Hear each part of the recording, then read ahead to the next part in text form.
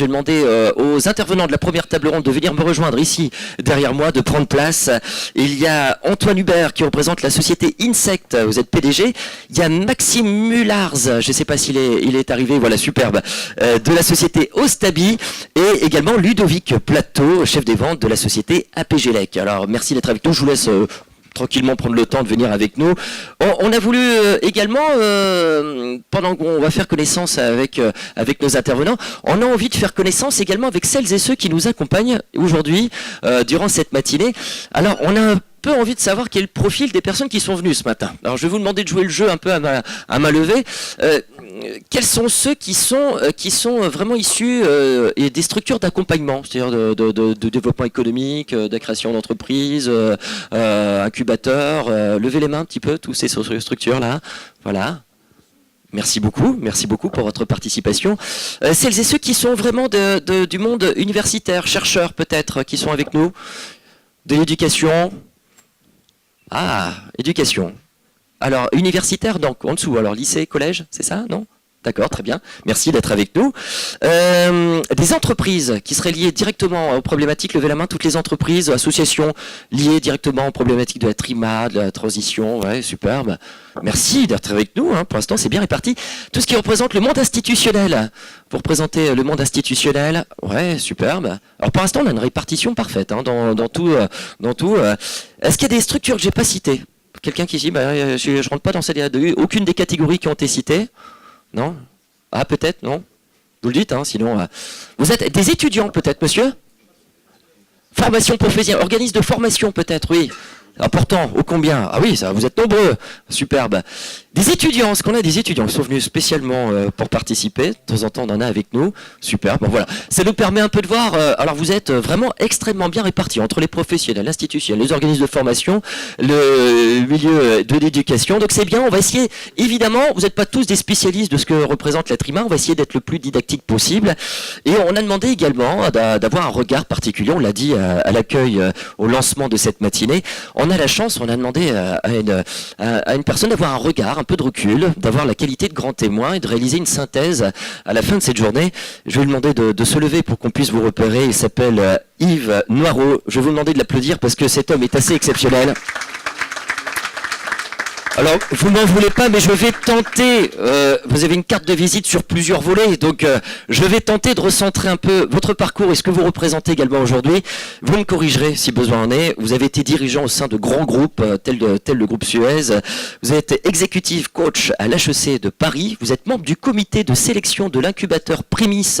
C'est un accompagnement d'entreprises technologies innovantes à Dijon, qui est votre cœur de votre pays de cœur, la Bourgogne-Franche-Comté.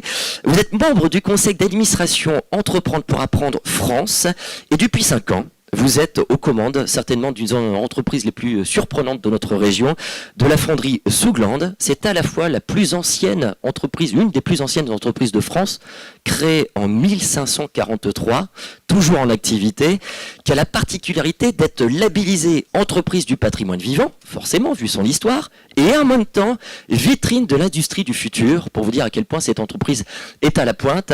Et j'en profite pour reprendre votre casquette du membre du conseil d'administration d'Entreprendre pour apprendre France, parce que ça vous fait particulièrement plaisir d'être ici dans un lycée, parce que Entreprendre pour apprendre, cette structure, Entreprendre pour apprendre France, organise un concours régional, national et européen de mini-entreprises où on pousse les lycéens, les collégiens à créer des mini-entreprises. Vous organisez ce concours cette année, puisque vous fêtez les 100 ans, si j'ai bonne mémoire, cette année à Lille, le concours national et européen.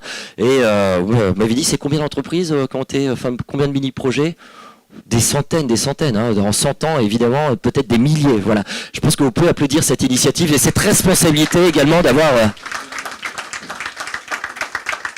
Parce que là, on a à la fois un chef d'entreprise, quelqu'un qui connaît bien les lycées, enfin bref, on a, à mon avis, le témoin parfait. Alors évidemment, on va faire connaissance avec nos premiers intervenants de la première table ronde. Je vous avais un micro chacun, c'est merveilleux, pratiquement. Vous le partagerez avec Eric éventuellement. Je vous propose de faire un premier tour de table pour vous présenter, en commençant par vous, Monsieur Hubert, votre structure, présenter un peu très vite fait votre activité, histoire qu'on comprenne bien ce que fait chacun. Je vous en prie, allez-y. Bonjour à tous. Ah, on va peut-être les... Bonjour. Bonjour Ouais, à c'est tous. Antoine Hubert, je suis président et un des fondateurs d'Insect, qui est une société qui, comme son nom l'indique, élève et transforme des insectes pour en faire des ingrédients, aujourd'hui pour la nutrition animale et végétale, donc nourrir les animaux comme les poissons, crevettes, chiens et chats, mais aussi des engrais pour les plantes. On est basé en Île-de-France et en Bourgogne-Franche-Comté, et on a un projet de nouvelle installation à Amiens à partir de l'année prochaine. Alors on va en parler tout à l'heure évidemment. À votre gauche, cette fois-ci avec nous, on a la chance d'avoir un projet tout à fait incroyable également. C'est monsieur Maxime Mulars. Je prononce bien, c'est bien. Oui, très bien. Merci d'être avec nous. Vous représentez quelle entreprise? Je représente Osteby et Ouais. on développe des objets connectés pour l'apiculture. Et nous Ouais. sommes basés à Saint-Quentin. Merci d'être avec nous. Vous êtes président, directeur général de cette société. Merci d'être avec nous. Et enfin, sur votre gauche, pour représenter l'entreprise APGLEC, Ludovic Plateau. Expliquez-nous très vite fait l'activité. Bonjour à tous, donc Ludovic Plateau, je suis chef des ventes chez APGLEC Industrie. Donc on conçoit et on fabrique tout ce qui est armoire électrique. Donc dans l'industrie, que ce soit pour la pharmaceutique, l'agroalimentaire et tout type de secteur. Alors merci, puis vous connaissez déjà Eric qui bien sûr portera un regard sur les interventions. Alors n'hésitez pas, on veut qu'au maximum le message, chaque expérience soit les plus claires. Donc si vous avez parfois, parce que chacun dans son jargon, parfois on utilise des mots, si vous avez des choses il n'y a pas de questions stupides, n'hésitez pas à venir intervenir si vous avez des questions. Soit vous le faites à travers l'application que vous avez téléchargée, ou soit vous me faites un petit signe, et puis on a évidemment un micro-salle qui vous permettra de poser vos questions. Alors je vous propose de commencer avec vous, monsieur Hubert. Vous gérez la société Insect. Alors vous m'avez dit l'activité, vous élevez des insectes. Comment ça se passe exactement parce qu'on a du mal à imaginer ce projet. Rentrez un peu dans le détail, et également à quelle filière c'est vraiment destiné. Alors oui, c'est pas le lien entre les insectes et la troisième révolution industrielle. Elle est simple finalement. C'est une question de taille. On élève des insectes qui font entre quelques millimètres, même non visibles à l'œil nu, jusqu'à 2-3 centimètres. Donc vous imaginez qu'on peut pas du tout travailler comme dans une ferme avec des vaches immenses ou des poissons, des poulets, etc. qu'on peut manipuler très facilement. Donc on doit mettre ces insectes, grosso modo, on doit les grouper dans des populations plus importantes, dans des contenants. Et après, contrairement à des animaux, ils ne se déplacent pas tout seuls. Donc ensuite, on doit faire bouger ces contenants, et on utilise donc toutes des outils d'automatisation, des convoyages, des opérations pour faire tout ce qu'on fait sur des animaux, c'est-à-dire les nourrir, vérifier qu'ils sont en bonne santé, contrôler la qualité de l'élevage, récupérer leurs déjections, donc qu'on utilise pour faire des engrais pour les plantes, que ce soit pour fertiliser le blé, le maïs, jusqu'à la vigne ou le maraîchage. Donc voilà, beaucoup d'opérations de manutention qui sont en fait automatisées, et après la collecte finaux des insectes sont transformés par des procédés mécaniques sans produits chimiques pour en faire une poudre de protéine, donc pour l'alimentation des animaux carnivores aujourd'hui essentiellement. C'est ça, vous avez deux filières, les poissons crevettes, et puis les chiens et les chats de l'autre côté, parce que ce sont les animaux qui demandent le plus de protéines de haute qualité, très digestibles, très performantes, et on amène ces produits-là. On a pu prouver dans les 2 dernières années de recherche, notamment avec des grands centres de recherche reconnus, que ce soit en France ou à l'étranger, pour utiliser nos protéines d'un côté ou nos engrais de l'autre, notamment pas loin d'ici à l'université La Salle Beauvais. Que ces produits sont aussi bons que les meilleurs produits sur le marché, voire même apportent encore plus de performance, comme des rendements accélérés sur les poissons, des poissons qui grandissent plus vite et en meilleure santé, moins de mortalité, des plantes qui grandissent plus vite aussi en renforçant l'activité microbienne du sol sans utiliser d'engrais chimiques. Donc voilà des apports techniques, performance, tout en produisant plus avec moins, donc vraiment s'inscrire dans le développement durable qui est l'ADN de la société. Alors, ce qui est impressionnant, l'entreprise, l'effectif de l'entreprise actuellement. Alors ça reste une jeune entreprise parce que les technologies étaient inexistantes il y a quelques années, donc on a créé à 4 en 2011-2012, et ensuite par des développements technologiques appuyés par des financeurs privés et publics, les régions, l'État, l'Europe.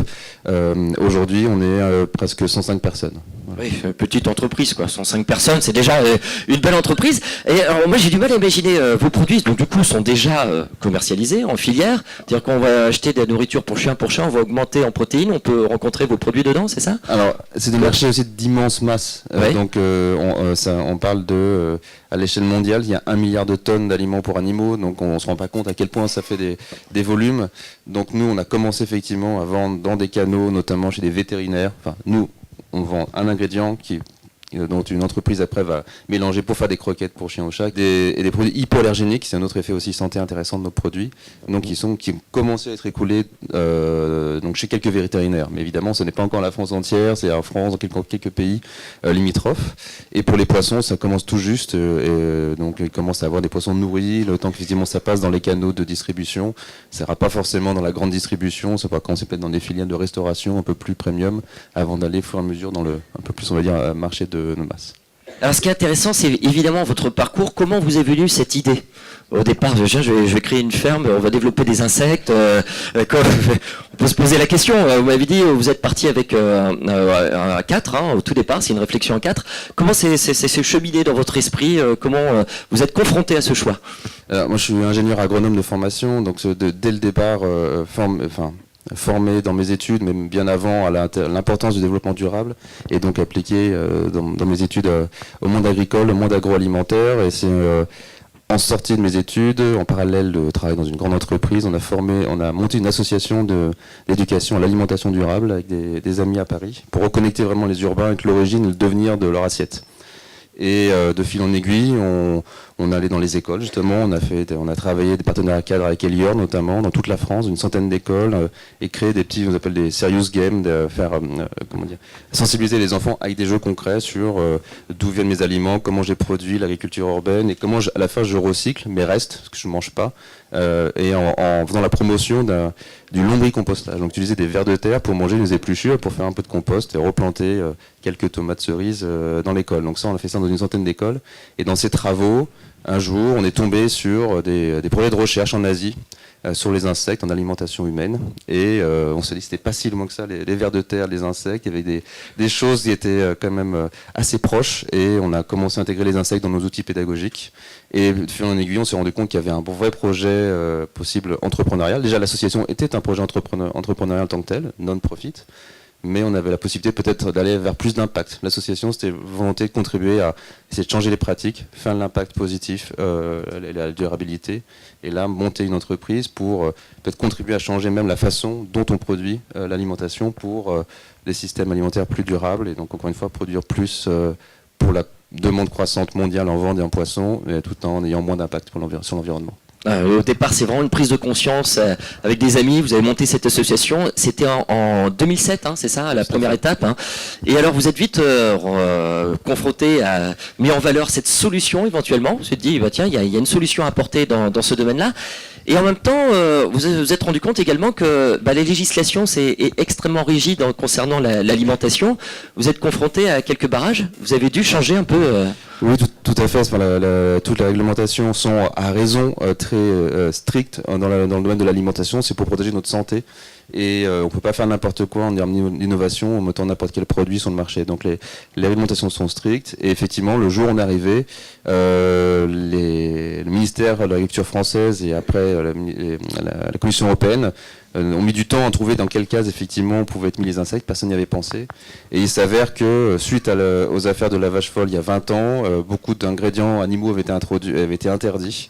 Et que par définition, les insectes étant même si ce sont des animaux invertébrés, rentrant dans la catégorie animaux, étaient donc considérés comme interdits dans l'alimentation animale. Donc on a dû travailler pendant plusieurs années avec le ministère français, mais surtout la Commission européenne.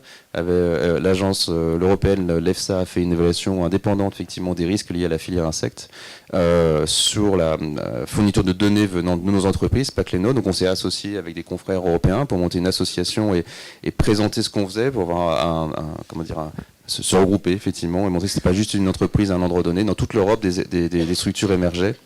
Et travailler avec les centres de recherche aussi et les agences nationales de sécurité sanitaire qui ont démontré que dans un certain nombre de conditions importantes comme quel type d'insectes élever, qu'est-ce qu'on leur donne à manger, on était capable de gérer les risques sans problème, comme n'importe quel élevage.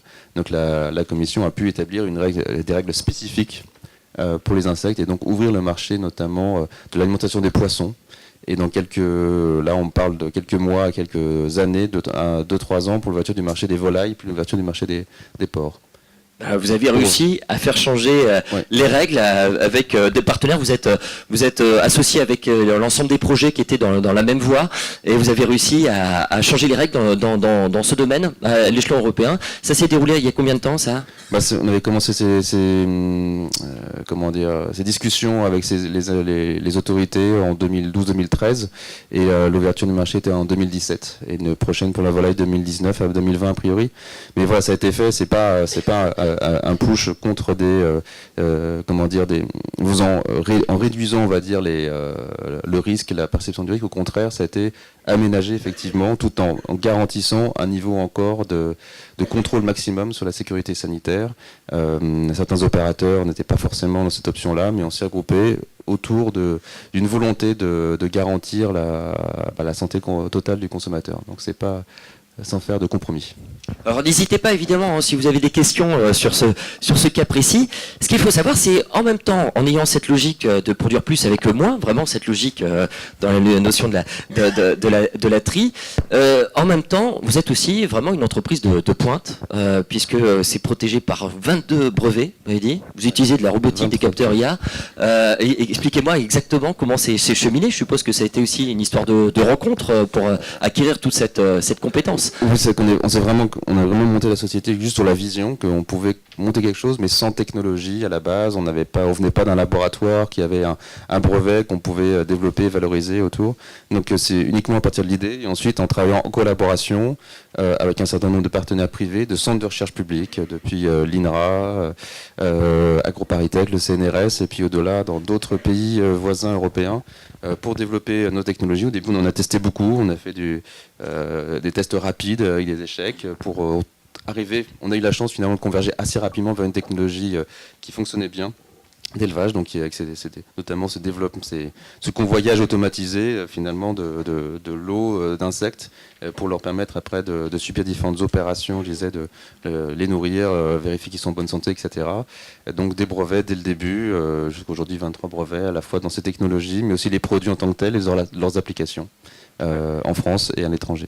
Alors c'est passionnant évidemment parce que là on parle de Trima, troisième révolution industrielle, on voit bien le volet industriel, on a robotisé, on a développé toute une série d'applications, d'analyses.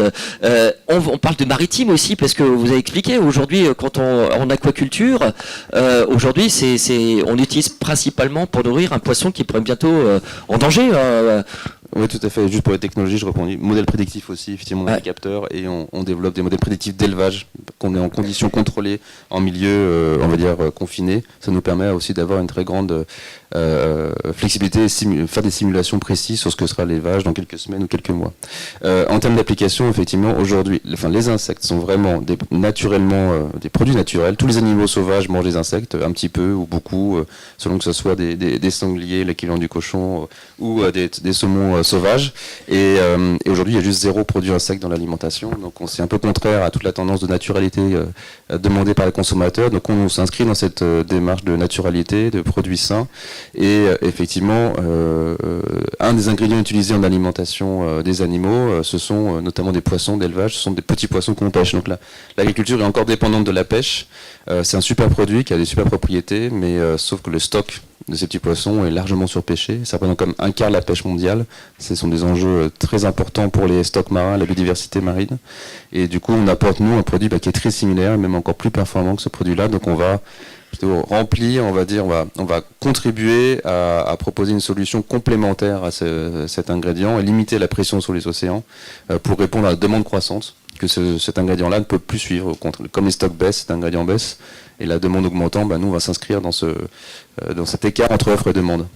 Alors ce qui est incroyable, vous êtes l'intervenant parfait pour démarrer, parce que là, on parle de Trima, donc là en même temps, vous parlez d'industrialisation avec tout ce que vous avez développé, de développement concernant le maritime, une autre réflexion pour justement trouver une solution face au stock qui se raréfie sur ces poissons. En même temps, agricole, parce que vous avez trouvé un moyen de fertiliser les sols avec les déjections de ces insectes. Vous êtes l'exemple parfait de cette matinée. Est-ce que là, vous avez dit, nous on est plutôt d'Île-de-France, vous avez continué cette aventure. Je crois que vous avez fait les premiers projets également dans le Jura, et là maintenant vous avez dit notre vaisseau amiral va venir en Hauts-de-France. Alors ça va être c'est un point important, je pense, pour votre structure. Oui, tout à fait. On a développé ces technologies partaient de rien. On est parti d'un tout petit laboratoire, puis après on a pris un petit atelier, un plus gros atelier, une halle technique, et aujourd'hui on a un site de production donc dans le Jura depuis 2 ans, mais qui a un site de démonstration qui reste encore trop petit pour être à un vrai niveau de rentabilité, mais qui a démontré toutes les technologies. Donc il y a Dole dans le Jura et qui vend des clients tous les mois, je disais, dans le domaine des aliments pour chiens et chats vétérinaires notamment. Et donc là, on s'apprête à construire un site de bien plus grande envergure, donc dans la banlieue d'Amiens, dans la ville de Poulainville, dans la Amiens Métropole. On est en sectionné ce site après des mois de consultation de différentes collectivités pour être à la fois proche de nos matières premières, qu'est-ce qui nourrit les insectes, des coproduits agricoles, blé ou maïs, et avec une métropole qui est extrêmement dynamique pour nous accueillir. Donc là, on est en phase administrative, travailler avec les services locaux et nationaux pour le démarche, permis de construire, démarche environnementale, pour être capable ensuite de lancer la construction courant 2019. Voilà, courant 2019, une belle aventure. Eric, c'est une réelle alternative là qu'on découvre en courant cette matinée. Oui, déjà, je suis très impressionné par le projet. Hein. Fabien me l'avait un peu présenté et avoir le témoignage de un des fondateurs, je trouve ça toujours assez impressionnant. Alors c'est vrai qu'il y a énormément de choses qui ont été dites, je ne vais pas tout aborder, simplement quelques éléments clés à mon sens, c'est déjà la problématique. Il y a une vraie problématique, nourrir les animaux, on a très vite parlé de vaches folles, mais c'est vrai que les farines animales, on sait ce que ça donnait, c'était quand même des catastrophes sanitaires, et donc avoir des protéines naturelles, c'est ce que j'ai retenu de haute qualité, c'est un vrai enjeu, d'une vraie plus-value apportée. Et donc une solution en effet qui permet d'y arriver notamment avec un stade industriel, ben bravo, parce que je pense que c'était un long chemin. Ce que je pense et ce que vous avez dit, pour moi c'est vraiment clé, c'est qu'il y a des vraies convictions. Derrière, il y a une vraie intention, entre guillemets, vous parliez de développement durable, de serious game dans les écoles, mais on voit que vous portez ce projet aussi à quelque part avec vos tripes et votre cœur. Mais c'est vrai que c'est à quelque part un projet pas seulement industriel, c'est aussi un projet de vision et je dirais, de sociétal. Et ça se ressent, et je pense que si vous en êtes là aujourd'hui, c'est grâce à ça probablement, parce que les parties prenantes, pour qu'elles vous accompagnent, il faut en effet des convictions fortes, notamment au démarrage. Quand on a 100 personnes qui travaillent dessus, forcément on devient crédible. Mais au démarrage d'un projet comme celui-ci, vous l'avez dit, la réglementation n'était pas forcément en votre faveur, donc des contraintes légales également à prendre en compte, les faire évoluer, donc ça a pris du temps.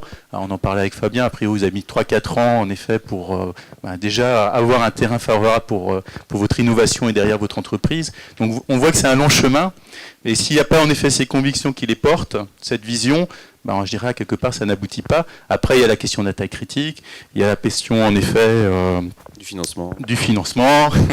Alors, on a 20 conditions, on les verra tout à l'heure, mais on retrouve exactement tous ces éléments. Il y a 20 conditions, les financements, les contraintes légales, la vision, etc. Mais bravo en tout cas pour ce parcours et bravo surtout pour ce projet qui a priori prend aujourd'hui une vraie ampleur.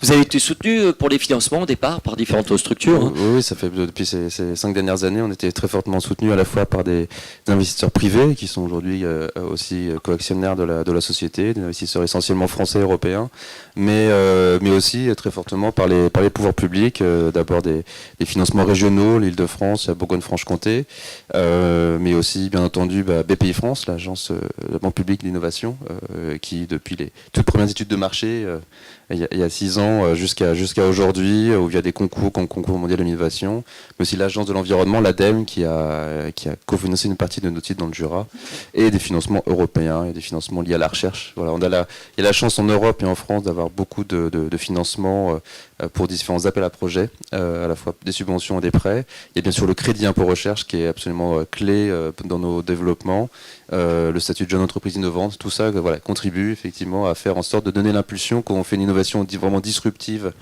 qui part de rien et qui ne peut pas se baser sur une création rapide de chiffre d'affaires, doit nécessiter un long parcours de recherche et développement jusqu'à une maturité. Il est absolument nécessaire effectivement d'avoir ce genre de soutien public et privé pour atteindre la maturité et la rentabilité. Donc c'est des chemins de longue haleine, surtout dans l'industrie. C'est pas juste un temps de développement software qui déjà prend du temps, mais là ça rajoute des infrastructures, ça rajoute la construction, et donc c'est des temps incompressibles de plusieurs années. Alors on y reviendra parce que c'est un peu un point commun que vous avez avec votre collègue également au Stabi. Hein. Vous avez pu profiter, c'est pas pour repérer également des soutiens et une porte en entraînant une autre. On découvre aussi ces possibilités-là. On viendra un peu justement vos points communs parce que vous avez forcément également des logiques communes. Aujourd'hui, la perspective de Insect, c'est ce vaisseau amiral à Amiens. Est-ce qu'il y a d'autres filières qui vont s'ouvrir, d'autres applications peut-être? Comme je disais, là, il y a d'autres réflexions sur le marché la volaille aussi, qui est très insectivore. Les oiseaux mangent beaucoup d'insectes aussi dans la nature. Donc il y a ces travaux-là en ce moment réglementaires, voire même aussi les porcelets, pareil, qui consomment aussi en moindre quantité des insectes dans la nature. Bien entendu, il y a les sujets de l'alimentation humaine. Notre association européenne couvre aussi l'alimentation humaine. Aujourd'hui, nous, on n'est pas impliqués, mais on sent que ça monte et ça pourrait être une diversification, peut-être à l'horizon de 10 ans, où des entreprises travaillent aujourd'hui, des centres de recherche, des associations à développer l'acceptation et l'intérêt, la désirabilité, on va dire, des produits insectes en alimentation humaine. Il y a beaucoup de travail à faire en termes de cuisine, en termes de saveurs, etc. Et en s'inspirant de ce qui se passe dans d'autres pays qui consomment traditionnellement les insectes, il y a quand même 2 milliards de personnes qui ont l'habitude de manger des insectes, comme nous, on a l'habitude de manger des escargots. Ça ne veut pas dire tous les jours, mais en tout cas, c'est dans notre tradition culinaire, donc s'inspirer de ce qui se passe dans d'autres pays pour ce genre de protéines. Donc c'est pas du court terme vraiment, c'est du bien plus long terme. Et donc pour nous, c'est ce vaisseau amiral à Amiens et demain d'autres installations effectivement pour rester d'abord dans les filières poissons, chiens-chats et demain autres filières animales avec d'autres constructions de sites, on espère, en Europe et plus largement jusqu'à l'Amérique du Nord et l'Asie. Alors pour ceux qui étaient l'année dernière à ce défi Trima qui était à l'UTC de Compiègne, on avait d'ailleurs une entreprise qui, de mémoire je crois que c'est One Breakfast, mais c'est quelque chose qui est ça, et qui faisait des barres énergétiques à base d'insectes qui étaient en développement. Vous les connaissez je suppose un petit peu. Est-ce que vous pensez qu'on est prêt? Attendez, on va poser la question. Levez la main ceux qui sont prêts à profiter d'un petit déjeuner aux insectes là. Ouais, oui, il y a un marché, hein. Il y a un marché. Hein.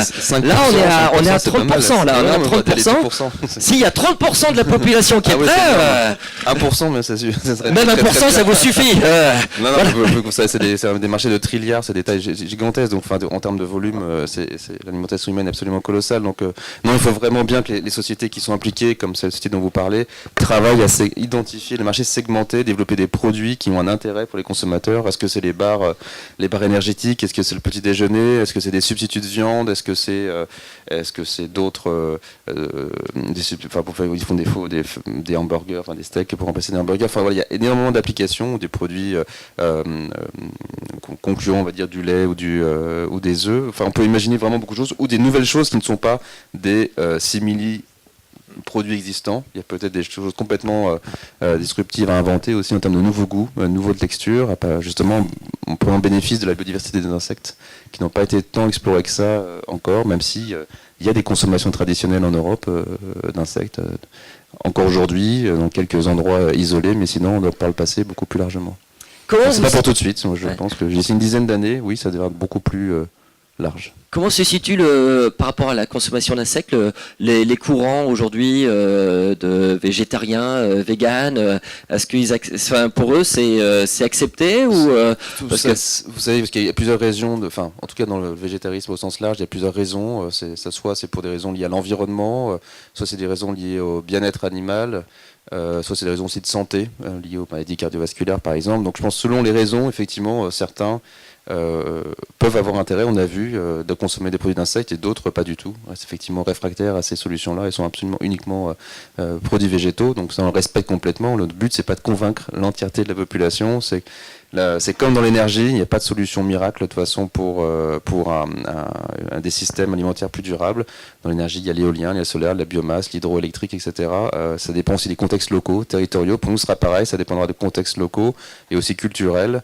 Et les insectes seront un des éléments de réponse, mais avec donc plus de plantes, plus des développements comme les microalgues, les levures, on s'appelle tout ce qui est un peu plus protéines bactériennes, champignons, beaucoup de choses qui se travaillent dans ce domaine-là. Protéines protéines aussi, on appelle synthétiques aussi, développement à partir de laboratoires de viandes dites synthétiques qui sont en fait la reconstitution effectivement de cellules animales qui pourront intéresser certains consommateurs. Donc ça dépendra vraiment des attentes, il faudra bien cibler et voir ce que chaque consommateur veut attendre selon les circuits de distribution, selon les goûts, selon les pays. Ça variera. Alors pour reprendre le défi de l'année dernière, l'UTC de Compiègne, on mettait en valeur en particulier la richesse dans la région de France, également de toutes les initiatives pour les protéines végétales, enfin toutes les alternatives également à la protéine, et dont vous faites partie avec les insectes.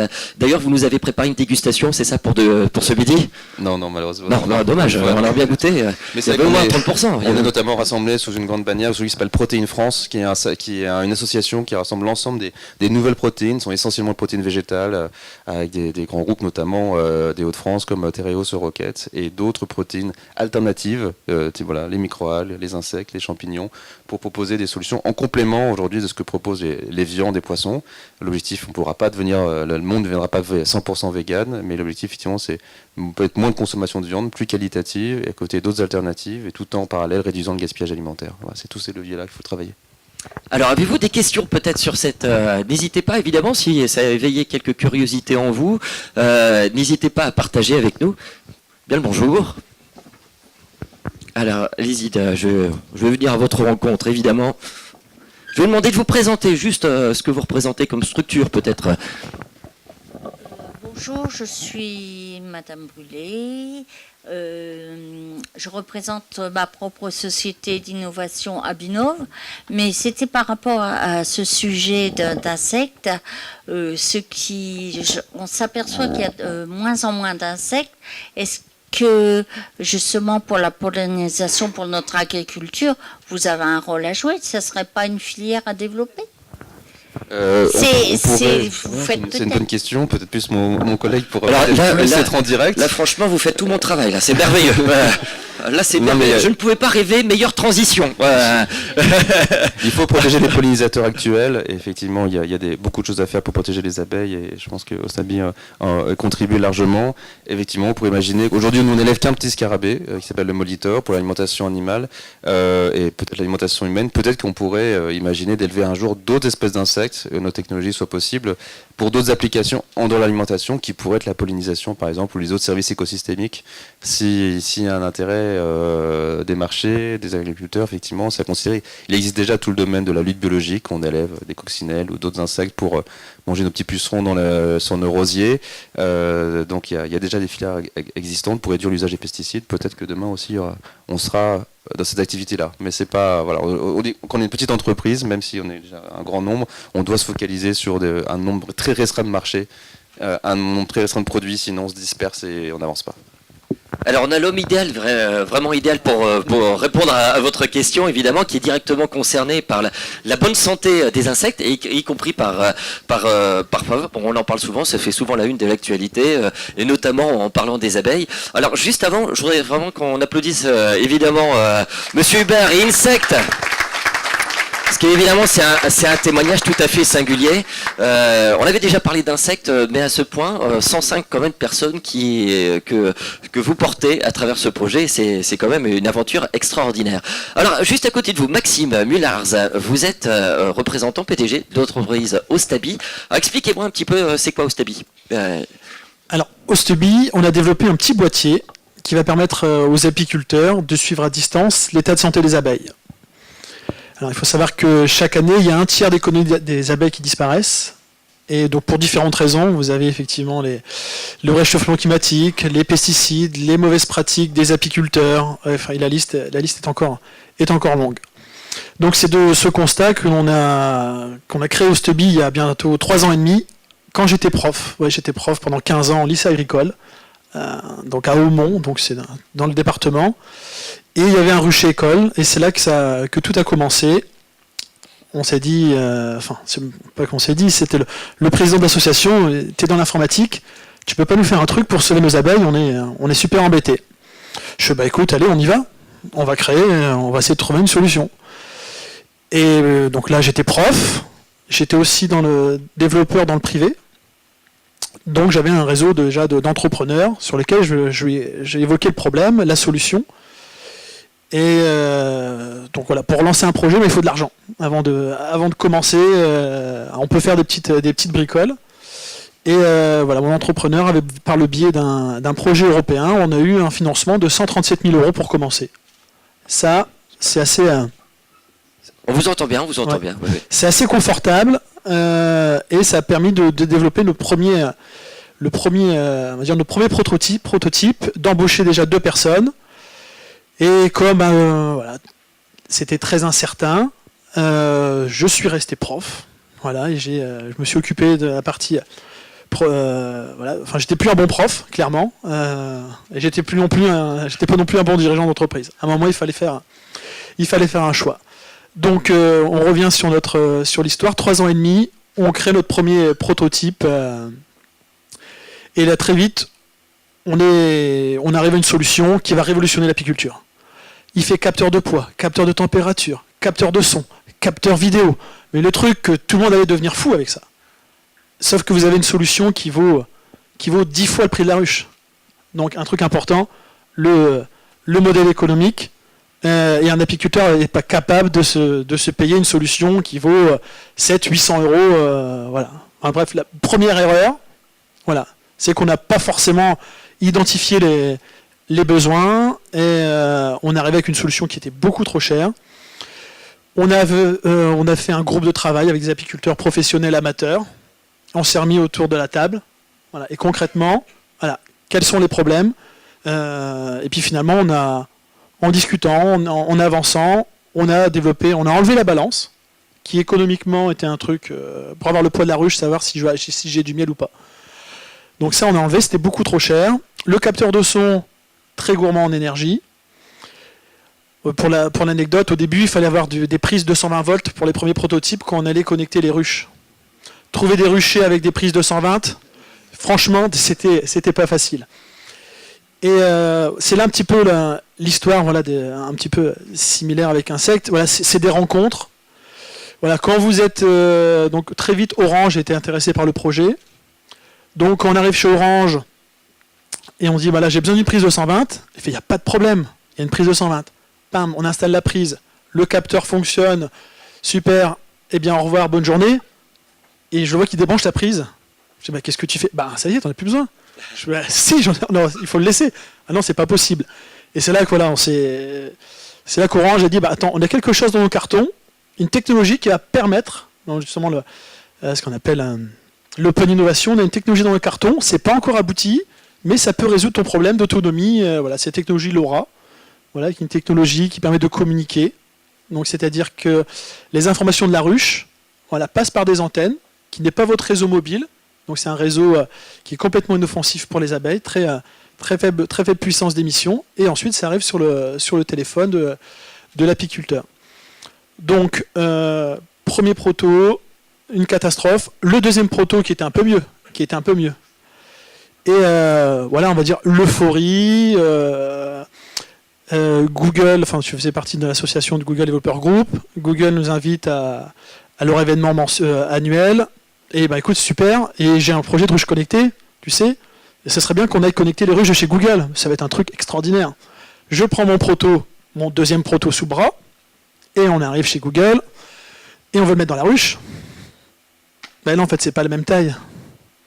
Voilà, traverser l'Atlantique, un truc tout bête, hein. On rigole pas sur le coup. Mais en fait, là on s'est encore trompé de vision. Enfin voilà, le truc, c'est si on veut quelque chose qui marche partout, voilà, la solution qu'on a développée, c'était pas ça. Donc voilà, c'est un petit peu le retour expérience, voilà, plutôt que se lancer dans la solution tête baissée dans son coin, voilà, c'est travailler de manière commune. Donc là, on a travaillé avec des apiculteurs étrangers, voilà, pour avoir les bonnes dimensions, enfin voilà, vraiment le retour de ça. Et on est arrivé à la solution là, qui tient maintenant dans la poche, qui a été fait à Saint-Quentin. Hop, donc c'est ce petit boîtier, voilà, qui a été fabriqué, donc conçu par la PFT. Petit clin d'œil à Dominique. Donc la partie La PFT, c'est la plateforme de transfert technologique, la PFT que vous allez visiter cet après-midi à 14h. Donc voilà, qui ont développé le produit, du plastique biosourcé. Enfin voilà, on a vraiment toutes les compétences voilà, pour développer le projet, aussi bien donc là dans la région. Donc la plastique fait ici, et on a la partie qui a été faite produite à Chauny, au lycée. Et ensuite, on a la partie électronique qui est faite à Villeneuve-d'Ascq. Donc, on a un produit 100% made in Hauts-de-France, et maintenant qui est... voilà, on a écoulé les 1000 unités, on vient de signer 50 000 unités le mois dernier, voilà, avec un gros distributeur donc qui est le numéro 1 des produits pharmaceutiques de l'abeille, qui sont présents dans 30 pays. Donc voilà, donc du jour au lendemain, voilà, on a une petite start-up où... On vous entend. Ouais. Où on fait on s'épuise pour récupérer 3 francs 6 sous pour pouvoir payer les salariés à la fin. Enfin, là, on était dans l'étape, on était à la limite on était dans la partie commercialisation, on vendait, mais pas suffisamment pour avoir les reins assez solides. Alors là, c'est une superbe aventure, hein, vous l'avez dit. Donc là, vous m'avez dit, il y a 3 ans de commande en avant. On va partir avec ce distributeur Vita Pharma, on va dans 30 pays. Veto Pharma, dans 30 pays. Donc là, vous allez vous concentrer vraiment sur la partie développement, parce que vous avez trouvé vraiment le circuit de distribution idéal, je suppose, pour vous. Oui, alors aussi l'un des retours, c'est qu'il ne faut pas se disperser. Effectivement, on était parti sur 36 000 projets. On était parti sur l'abeille. Le projet de l'abeille marchait, on en parlait de nous dans la presse, dans Le Monde, dans les Échos, France 2. Donc on a plein de sollicitations. Puis on s'est dit, super, ça va être super intéressant, on va faire plein de trucs. Donc on a commencé à connecter des cerises au Portugal, des tas de pommes de terre, des frigos là du côté de Péronne. On a fait aussi des tas de betteraves. Mais on arrive à un moment où on se dispersait complètement, et la partie vraiment, notre cœur du métier, la partie apicole, la partie abeille connectée, on la mettait de côté, ça avançait plus. Et donc, il y a cette partie-là, la partie où on se disperse, et aussi la partie commercialisation, qui n'est pas notre cœur de métier, et la partie marketing. Et voilà, et là, on s'épuisait pour aller sur le terrain, les distributeurs. Et donc là, l'idée, c'était vraiment de toute la partie distribution de la léguer à ceux qui savent faire. Alors on l'a bien compris, ça a été un parcours, hein, vraiment, pour pouvoir retrouver la solution idéale que vous nous montrez. Alors il y a 2 solutions, et là parce que vous avez créé... C'est la santé, oui. Là on joue sur la santé, parce qu'en réalité vous avez créé 2 produits. Oui. Parce que j'ai découvert quelque chose d'incroyable, c'est vous avez créé alors Beekeep et Beewarm. Là c'est Beewarm, c'est ça? C'est Beekeep celui-là. Ah, c'est Beekeep celui-ci. Voilà. Alors on va expliquer concrètement à quoi ça correspond, Okay. parce que c'est 2 produits vraiment bien établis qu'on pourra retrouver maintenant, qu'on retrouve Qui sont déjà chez les distributeurs apicoles. commercialisés. Oui. Alors, expliquez-nous. Alors celui-ci, il fait tout simplement la température et l'humidité au cœur de la ruche. La nature est bien faite, c'est que les abeilles régulent la température et l'humidité, comme nous on va réguler notre température, notre tension. Et quand vous allez chez le docteur, la première chose qu'il va faire, c'est de prendre votre tension et de prendre votre température. Voilà. Et ça, ce sont les premiers indicateurs qui indiquent, qui vont alerter l'apiculteur ou qui vont alerter le médecin sur un problème particulier. Donc on a vraiment fait quelque chose de très simple. Voilà, qui permet d'avoir maintenant un produit qui tient 2 ans sur 2 piles AAA, et qui vraiment sur la santé, qui va être capable de dire à l'apiculteur, c'est le moment d'aller visiter tes ruches, c'est le moment d'aller récupérer le miel, c'est le moment de traiter contre le varroa, qui est un parasite qui infeste les ruches. Et voilà, c'est vraiment l'outil de la décision pour les apiculteurs. Je ne vous cache pas qu'il y a 3 ans et demi, le retour, c'était que moi, apiculteur, je préfère aller sur mes ruches, je n'ai pas besoin de votre technologie. Sauf que maintenant, le coût de l'essence qui commence à être très très très élevé, et maintenant ils regardent, ils ont tous des 4x4, et ils regardent à chaque déplacement, est-ce que c'est pertinent ou pas d'y aller. Donc voilà, il y a aussi un changement de mentalité et de pratique. C'est-à-dire que les apiculteurs s'ouvrent de plus en plus à la technologie. Donc ça, température, humidité. Et ensuite, on a un antivol. C'est-à-dire qu'il y a de plus en plus de vols de ruches. Et pour lutter contre le vol, on a développé un tracker qu'on va mettre dans la ruche qui va permettre de retrouver le voleur en cas de vol. Voilà. Donc là, on a déjà attrapé un voleur quand il y avait un vol. Donc, c'était dans l'Aube, mais c'était à la fois excitant parce qu'il n'y avait plus la ruche, mais on savait pas où elle était. Et l'idée c'était comment on va faire pour la retrouver. Et ça nous a permis de s'améliorer sur la partie process, la partie protocole. Voilà, qu'est-ce qui se passe quand une ruche est volée? En fait, on ne savait pas. Qu'est-ce que l'on fait? Donc là, on a défini un protocole. Voilà, la personne, si elle est alertée, elle ne répond pas, il faut appeler son voisin. D'avoir plusieurs... un suivi, voilà, et pas recevoir un mail à 3h du matin et que vous ne savez pas si la personne l'a eu, et puis la ruche, elle est déjà bien loin. Et là, on a un partenariat avec un assureur, c'est-à-dire que les professionnels équipés de notre antivol n'ont plus de franchise en cas de vol. Donc voilà, encore un Alors oui, parce que ce qui est intéressant dans votre histoire, c'est la somme de collaboration qui a permis de l'aboutissement de votre entreprise. Alors, on a parlé en tout premier lieu, parmi les acteurs, des apiculteurs. Enfin, vous êtes cherché les sources aux quatre coins, même au niveau européen, international. Vous vous êtes rendu compte de l'importance d'être en lien avec eux. Vous avez parlé également de l'appel à projet avec Orange. Vous avez bénéficié de toute cette technologie que vous avez développée avec eux. Vous avez su saisir également cette technologie qui vous a proposée. Puis, vous m'avez dit, on est également sur l'aspect hardware, analyse. Vous avez travaillé avec des startups. Alors, j'ai dans mes souvenirs, une boîte des environs de Villeneuve-d'Ascq également. Comment s'est passé ce partenariat? Alors maintenant c'est plus une start-up, voilà, InnoDesign donc à Villeneuve-d'Ascq le partenariat il a pu se faire clairement avec l'aide de la région sur les projets innovants. Voilà, il y avait un budget pour développer la première carte électronique. Voilà, 20 000 euros, et 20 000 euros pour une start-up qui n'a jamais rien vendu, c'est très très très compliqué. Et donc là, la région, elle a quand même. Il y a des aides. Voilà, il faut aller chercher les aides. Il y en a énormément. Il faut faire le tri. Il faut voir si on rentre bien dans les cases. Et là, on a eu un financement, pas la totalité, mais un peu plus de la moitié, qui ont permis, première chose, de faire le premier prototype. On avait fait tout en amont, c'est-à-dire qu'on avait enlevé tous les capteurs qui servaient à rien. On avait défini on savait ce que l'on voulait. Et maintenant, il fallait faire la partie électronique. Donc on a fait la partie électronique, ça a été validé. Ensuite, il fallait faire la partie production, la partie commerciale. Et là, c'est pareil, quand vous avez 1000 capteurs, c'est pas énorme 1000 capteurs, mais où il faut payer le fabricant de capteurs alors qu'on ne les a pas encore vendus. Voilà, c'est un petit peu la trésorerie, comment je vais pouvoir payer les capteurs. Et là, voilà, j'ai un partenaire en or qui m'a dit, écoute, tu les paieras quand tu pourras. Je te fais confiance, voilà. Et ça, voilà, si on en est là, c'est ces personnes qui nous ont aidés. Et voilà, rien n'obligeait à accepter ce deal.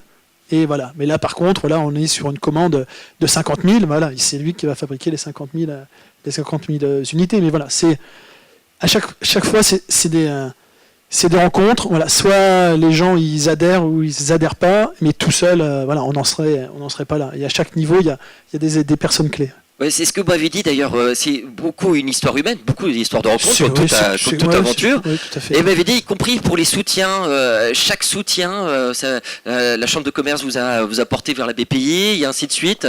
Ça vous a ouvert à chaque fois une porte pour avoir trouvé un soutien, à chaque fois aller plus loin dans votre projet.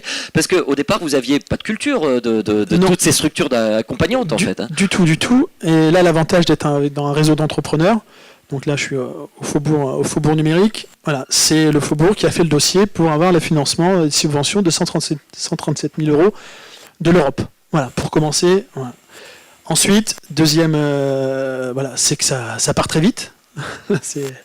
Cet argent-là. Donc il fallait trouver une autre solution.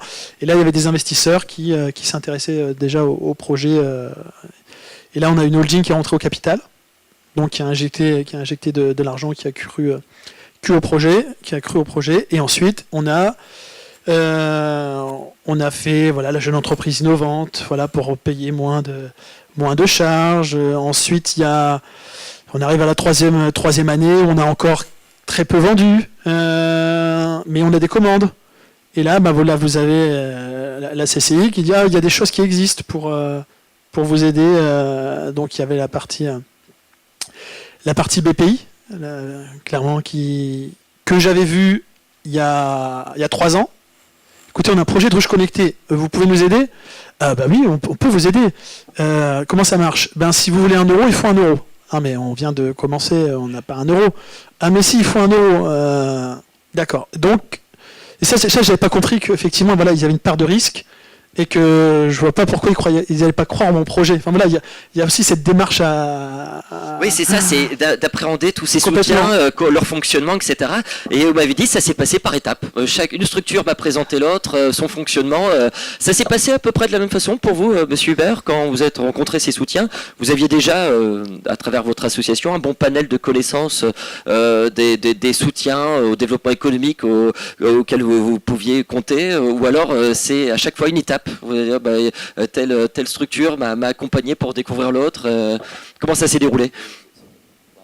C'est la même chose. Nous, on a identifié très vite un incubateur de start-up et on a postulé, on a été pris. Et c'est vrai que cet incubateur-là, au tout début de l'entreprise, nous a permis de trouver notre comptable, notre avocat, des premiers contacts, notre cabinet de brevets, études de marché, et de fil en aiguille, effectivement, de faire des premiers réseaux. Après, vous rencontrez d'autres entrepreneurs aussi. Vraiment, le réseau des entrepreneurs, c'est hyper important.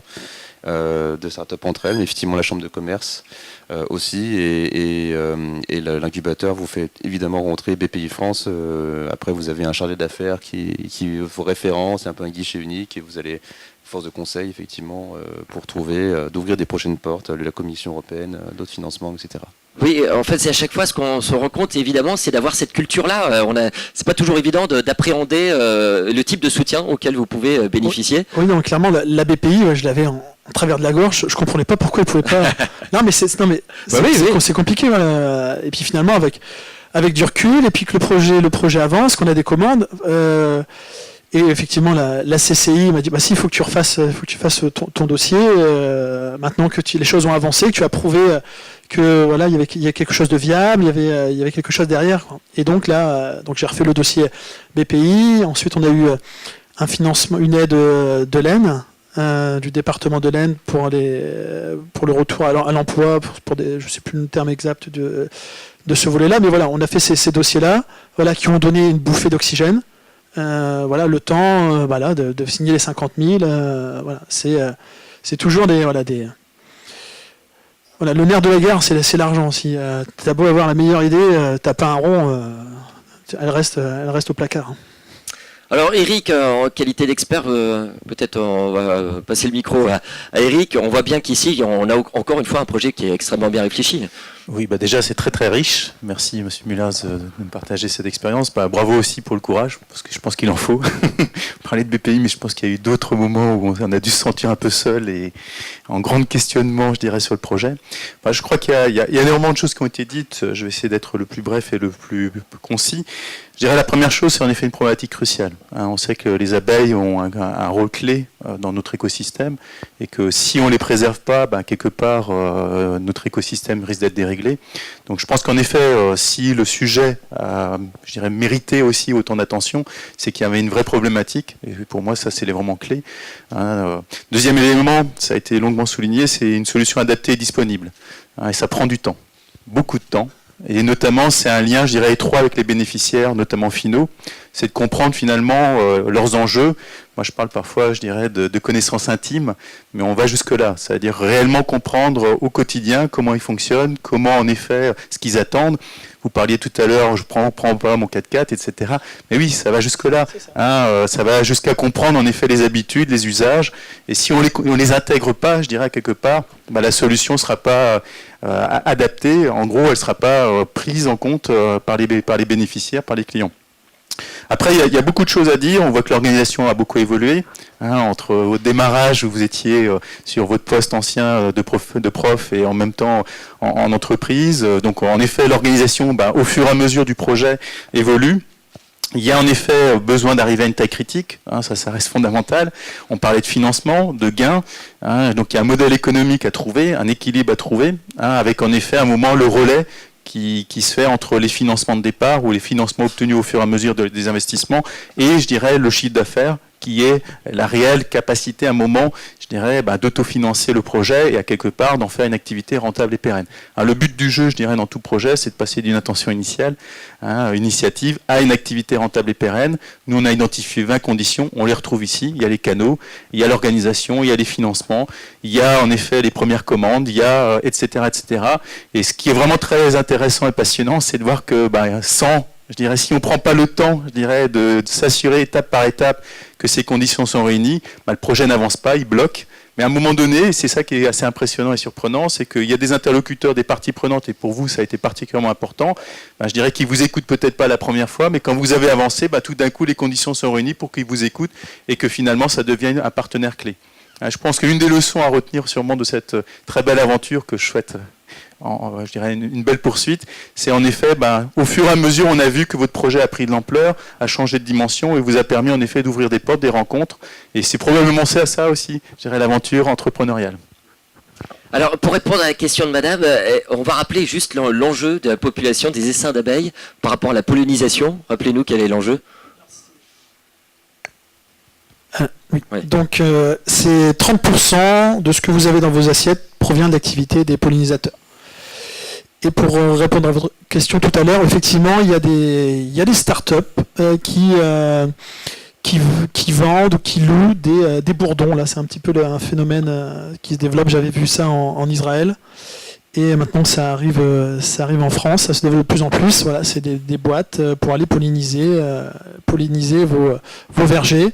L'avantage, c'est qu'il n'y a pas besoin d'être apiculteur. On vous envoie la boîte en carton et puis les bourdons vont aller polliniser et puis ensuite ils vont repasser, ils vont hiberner et puis voilà, ainsi de suite. Et ça,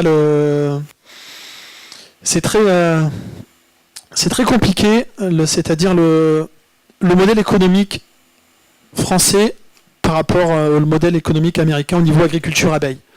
Si je prends l'exemple aux États-Unis, là où on va se développer énormément, c'est parce que vous avez entre 300 et 400 $ l'allocation pour une ruche.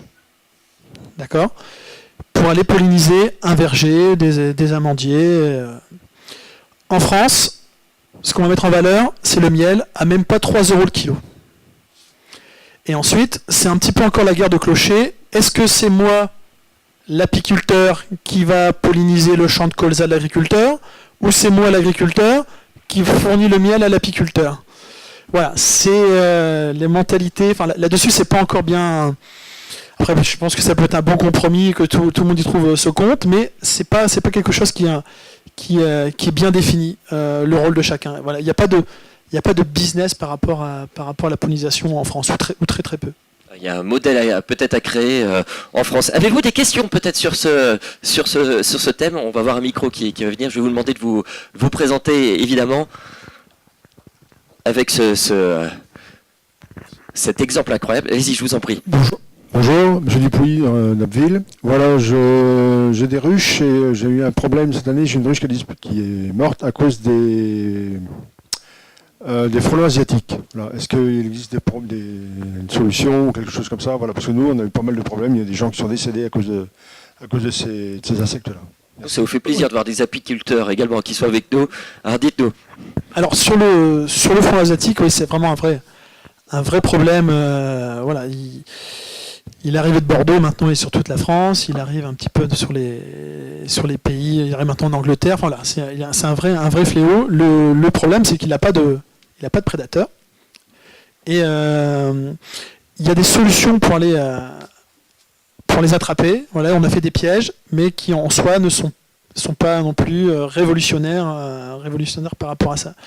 Donc là, ce que l'on préconise, voilà, c'est que Monsieur Tout le Monde mette des pièges à frelons pour pouvoir lutter contre ce fléau. Mais voilà, on ne peut pas le piéger n'importe quand. Il faut le piéger lorsque les nouvelles reines vont arriver en début de saison, quand elles vont créer de nouveaux nids. Mais il va y avoir un équilibre qui va se faire de toute façon entre les apiculteurs, enfin les ruches et les frelons.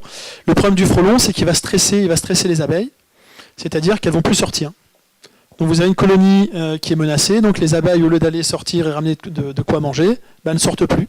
Et donc elles vont mourir de faim. Est-ce qu'avec votre innovation, on peut détecter ça? Je suppose que la température monte et ça donne une information. Alors effectivement, quand vous n'avez plus de couvain, vous n'avez plus de rentrée de pollen, voilà, de nourriture, la reine, elle baisse sa ponte, donc il n'y a plus besoin de chauffer la ruche, et la température baisse. Voilà, ça, on est capable de le détecter.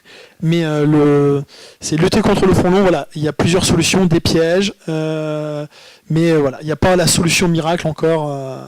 Après, il y a eu des tests qui ont été faits avec des drones, mais ils sont très très bien cachés. De toute façon, il va y avoir un équilibre qui va se faire, il faudra cohabiter de toute façon avec le frelon. Et grâce à votre application, l'apiculteur qui est informé de ça, sa solution à quoi? C'est de déplacer sa ruche Alors c'est déjà au moins de s'assurer qu'il ait mis des pièges, ça c'est une première chose, et ensuite voilà, s'il y a besoin de la déplacer, il faut les déplacer, oui.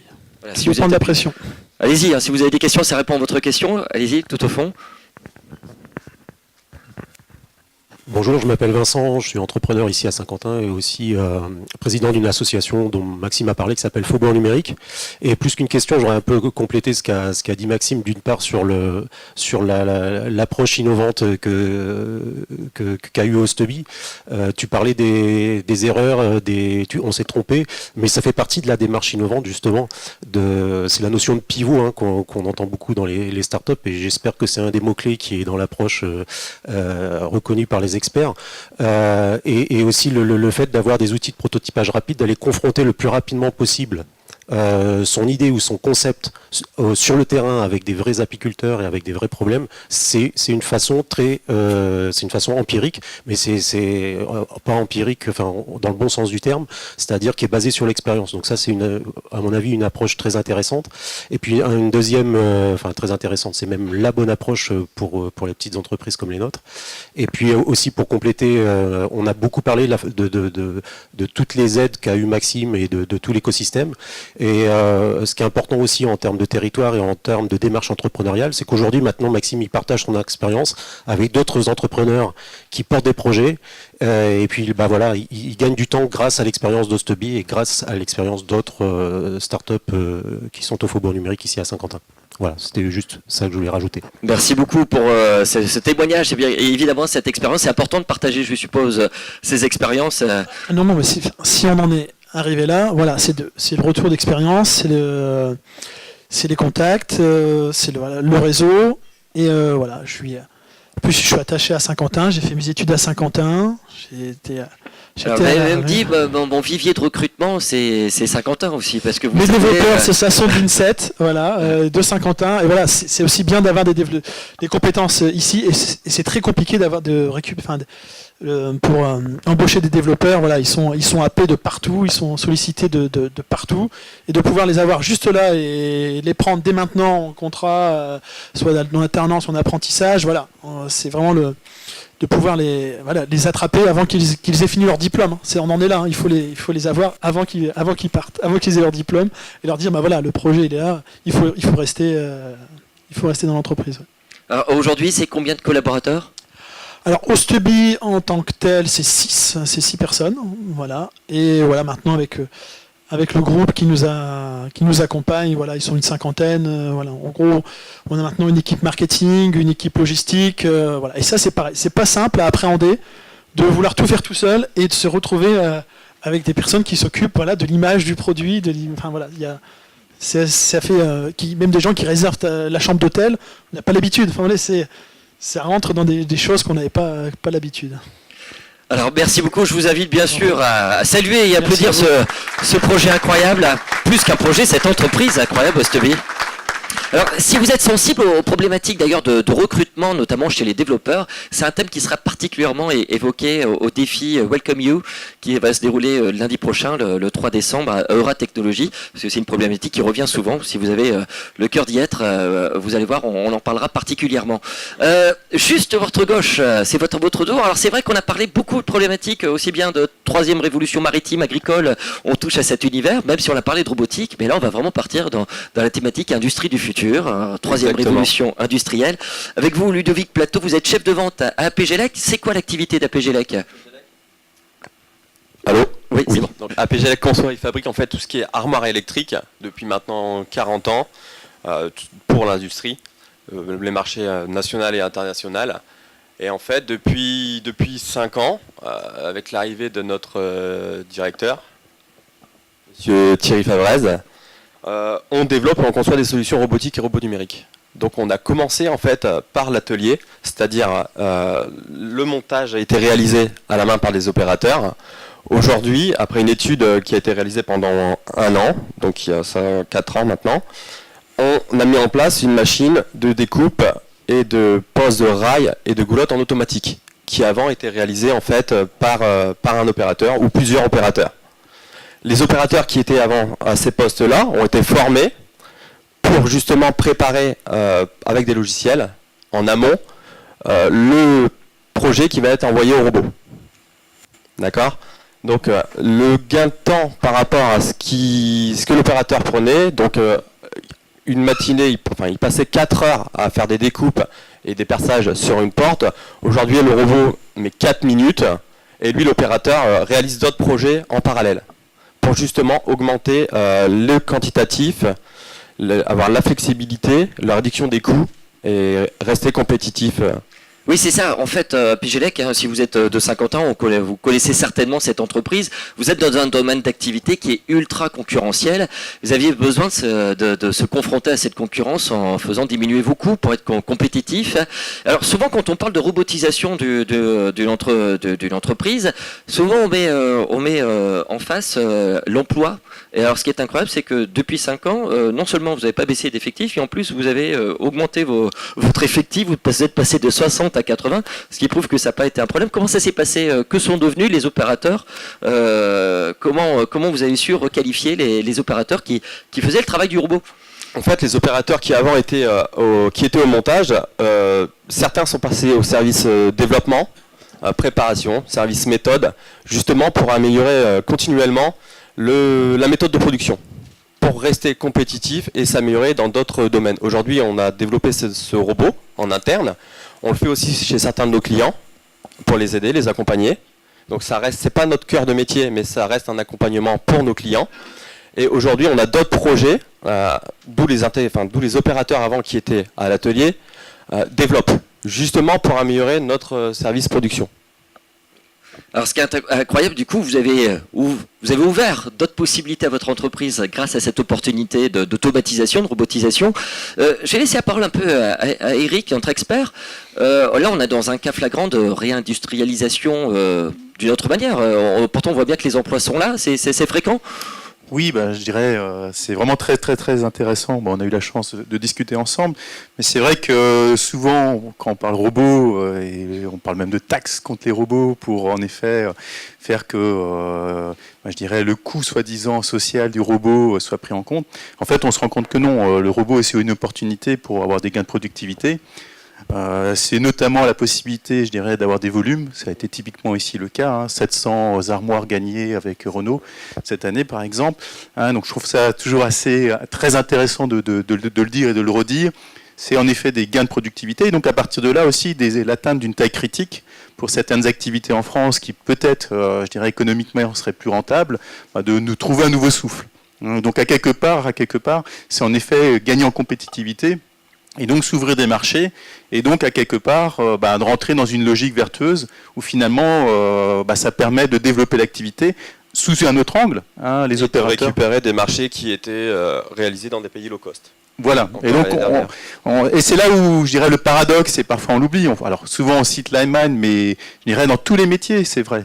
La possibilité à un moment d'améliorer ses gains de productivité, à quelque part c'est réduire ses coûts et donc à quelque part retrouver des marges et surtout avoir une taille critique moindre et surtout que ça permet aussi de développer l'activité en parallèle parce que du coup on arrive en effet à intéresser, là c'est typiquement le cas, je dirais un opérateur qui met 4 heures, on divise par 60, il met 4 minutes, ça n'a plus rien à voir et donc on arrive à gagner des séries là où avant ça aurait été difficilement envisageable.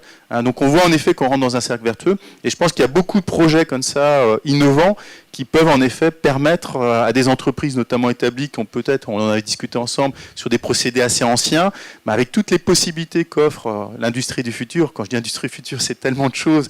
Il y a 43 technologies qui ont été identifiées industrie du futur, donc c'est très large le panel. Ça va en effet de l'impression 3D, là on n'en a pas du tout parlé, mais il y a énormément de choses envisageables autour, je dirais, de ces nouveaux procédés. Et donc c'est ça aujourd'hui qu'il faut explorer. Et il faut en effet identifier, je dirais, là où il y a des des vraies problématiques. Là, il y avait une vraie problématique, c'est en effet gagner en productivité. Et bravo à PGLAC, ils ont su en effet tirer leur épingle du jeu et trouver en effet une nouvelle voie, un nouveau souffle. Et on voit que l'emploi suit.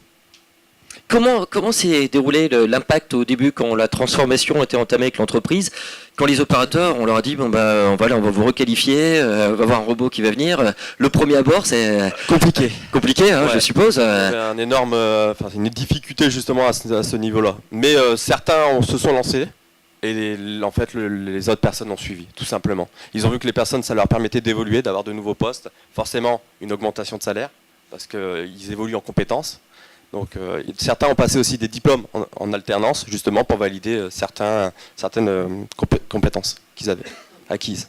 Oui, je suppose qu'en termes d'image, du coup, il y a aussi une valorisation maintenant de cette montée en compétences. Aujourd'hui, le pari est gagné. Pari gagné, et d'autres projets sont en cours, notamment la robotisation du magasin. C'est un projet qui est en prévision pour l'année prochaine, et d'autres choses aussi qui sont en étude actuellement. Alors, ce qui est intéressant, c'est à tel point l'entreprise a permis à PGLAC évidemment de grandir, encore une fois, de se retrouver compétitif. Vous avez maintenant un développement international. Il y a déjà une entreprise qui est au Maroc, c'est bien ça? Il y a une entreprise qui est au Maroc, c'est ça. Donc l'entreprise qui est au Maroc, c'est vraiment pour le marché marocain ou algérien. Le but, c'est pas de délocaliser là-bas, c'est vraiment de garder le travail à Saint-Quentin et continuer à se développer. Voilà, et c'est une belle entreprise, évidemment. Et d'ailleurs, on va rappeler que je pense à PGLAC fait partie du club robotique ici. Exactement. Je suis ici aujourd'hui, mais à la base, ça devait être mon patron, monsieur Thierry Favrez. Voilà, qui Donc, fait je le partie remercie. du club robotique. Et on en a parlé tout à l'heure avec cet incubateur qui va être créé ici à Saint-Quentin, qui va être mené entre autres, piloté aussi par Aura Technologies. Merci, vous avez travaillé en collaboration, il me semble. Avez-vous des questions éventuellement sur cette initiative? N'hésitez pas. Sur cette transformation incroyable de cette entreprise historique. Ça fait combien de temps que ça existe à PGLAC? 40 ans. 40 ans. Et en 5 ans, ils ont su totalement rendre cet outil totalement compétitif tout en progressant sur l'emploi au sein de sa structure. Donc on ne peut pas toujours opposer robotique et emploi. Alors je vous propose d'applaudir évidemment ce témoignage ici avec nous. On a évoqué, c'était vraiment le but d'évoquer évidemment ces nouveaux produits. On a parlé beaucoup d'industrie du futur avec Monsieur Hubert et également avec PGLAC. Je vais remercier bien sûr nos intervenants. Je vous invite à reprendre place. Puis je vous invite bien sûr à entamer le deuxième thème.